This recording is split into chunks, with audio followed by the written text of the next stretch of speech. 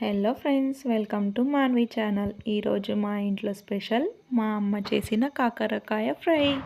ఇలా ట్రై చేసి చూడండి ఫ్రెండ్స్, తప్పకుండా నచ్చుతుంది. రెసిపీ కనుక నచ్చితే లైక్ చేసి కామెంట్ చేసి సబ్స్క్రైబ్ చేయండి ఫ్రెండ్స్. ముందుగా 2 కాకరకాయలను తీసుకొని సన్నగా రౌండ్గా కట్ చేసుకొని ఉప్పు నీళ్ళలో అరగంట పాటు నానబెట్టుకోండి. 2 చిన్న సైజు టమాటాలను, ఒక మీడియం సైజు ఉల్లిపాయను తీసుకొని చిన్న ముక్కలుగా కట్ చేసుకొని మిక్సీ జార్లో వేసుకొని మెత్తగా పేస్ట్ చేసుకోండి. మా ఇంట్లో మేము కల్లుప్పు వాడతాం, అందుకే రుచికి సరిపడా ఉప్పు తీసుకొని జార్లోనే వేసుకొని మిక్సీ పట్టుకుంటున్నా. ఇప్పుడు ముందుగా నానబెట్టుకున్న కాకరకాయలను తడి లేకుండా వాటర్ అంతా పోయేలా పిండుకొని ఒక బౌల్లోకి వేసుకోవాలి. అందులోనే మనం ముందుగా పేస్ట్ చేసుకున్న ఉల్లిపాయ టమాటా పేస్ట్ని వేసుకోవాలి. అండ్ అలాగే 4 టేబుల్ స్పూన్ల కార్న్ఫ్లోర్ మరియు 5 టేబుల్ స్పూన్ల మైదా పిండిని వేసుకోవాలి. మీకు మైదా ఇష్టం లేకపోతే గోధుమ పిండి కూడా వేసుకోవచ్చు. అలాగే 3 రెమ్మల కరివేపాకు, కొంచెం కారం, కొంచెం పసుపు, అలాగే జీలకర్ర కూడా వేసుకోవాలి. అండ్ కొంచెం గరం మసాలా కూడా వేసుకోవాలి. ఉప్పుని నేను ఉల్లిపాయ టమాటా మిశ్రమంలో వేసుకున్నాను కాబట్టి ఇక్కడ వేయటం లేదు.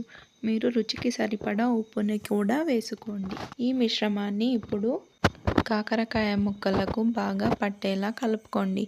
ఇక నీళ్లు వేయాల్సిన అవసరం లేదు. అలాగే 3 పచ్చిమిరపకాయలను కట్ చేసుకొని వేసుకోండి. ఇప్పుడు స్టవ్ వెలిగించుకొని కడాయి పెట్టుకొని డీప్ ఫ్రైకి సరిపడా ఆయిల్ వేసుకోవాలి. ఆయిల్ హీట్ అయ్యాక ముందుగా కలిపి పెట్టుకున్న మిశ్రమాన్ని ఒక్కొక్కటిగా నూనెలో వేయాలి. ఉల్లిపాయ టమాటా మిశ్రమం వేసినందుకు టేస్ట్ చాలా బాగా వస్తుంది. అలాగే చేదు కూడా తగ్గుతుంది.